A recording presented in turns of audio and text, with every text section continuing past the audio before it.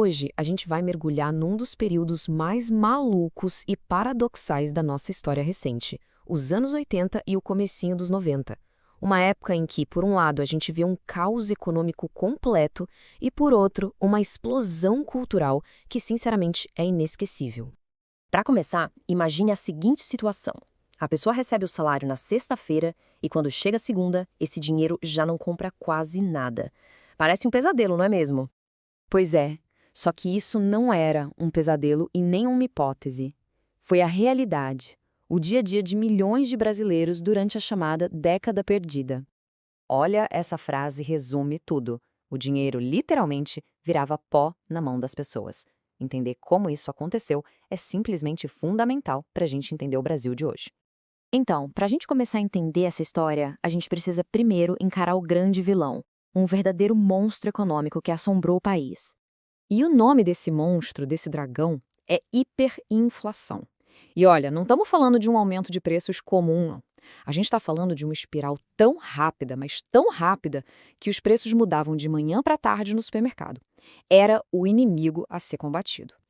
E o ponto aqui é o seguinte, não era só um problema. Era uma tempestade perfeita, uma combinação de três fatores destruidores. Primeiro, a economia simplesmente não crescia. Segundo, o país tinha uma dívida externa gigantesca. E para fechar o caixão, a hiperinflação corroendo tudo.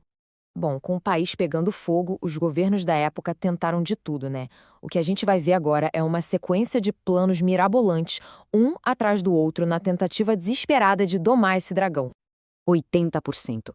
Pensa bem nesse número. 80%. Em um único mês. Os preços praticamente dobravam em 30 dias. É um número que hoje parece surreal, mas que dá a dimensão do desespero da época. E que sequência, hein? Plano Cruzado, Plano Bresser, Plano Verão, Plano Collor. Em menos de 5 anos, foram 4 tentativas radicais de colocar a economia nos eixos. Cada um vinha com uma nova promessa de salvação, mas no fim das contas acabava gerando mais caos ainda. O Plano Cruzado é um ótimo exemplo disso. A ideia parecia genial. Vamos congelar os preços e os salários. E por um momento, a sensação foi de alívio, uma euforia geral. Só que aí veio o problema. Os produtores começaram a esconder os produtos, esperando os preços subirem de novo. O resultado, prateleiras vazias e a inflação voltando com tudo.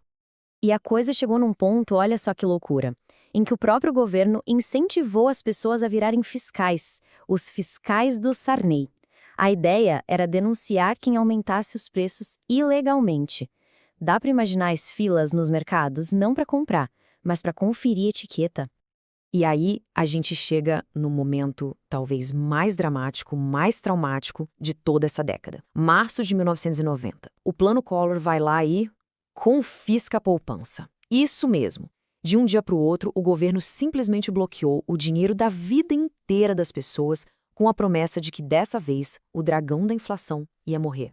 Essa citação diz tudo. O plano não só fracassou em controlar a inflação no longo prazo, como também quebrou a confiança da população no governo e, claro, paralisou a economia num pânico generalizado. Ok, a gente falou de planos, de confisco, de economia, mas e as pessoas? Como era viver no meio desse caos todo? Porque, no final, era na vida delas que tudo isso batia, e batia forte. A vida virou uma corrida maluca contra o relógio. A rotina era basicamente essa. O dinheiro caía na conta e a pessoa saía correndo. Correndo para o supermercado para comprar tudo que podia, o mais rápido possível. Não era consumismo, era pura sobrevivência. Deixar o dinheiro parado era ver ele evaporar. Agora, se a gente quer ter uma dimensão real do tamanho do colapso, essa tabela é chocante. Ela mostra o valor do salário mínimo em dólar na época. Dá uma olhada no ano de 1988. Um mês inteiro de trabalho valia cerca de $40. 40. É um retrato brutal da perda de poder de compra. E o gráfico aqui deixa essa montanha-russa ainda mais clara. A gente vê o pico de quase $180 ali em 86, na euforia do Plano Cruzado. E logo depois, o tombo, a queda catastrófica para só $40. Uma instabilidade absurda para quem mais precisava. E para completar esse cenário, a desigualdade social era gigantesca. Como o gráfico mostra, 2/3 da população viviam com menos de 3 salários mínimos. E a hiperinflação era especialmente cruel com essas pessoas, porque funcionava como um imposto perverso sobre os mais pobres, que não tinham como se protegerem em investimentos. Mas é aqui que a história dá uma virada completamente inesperada.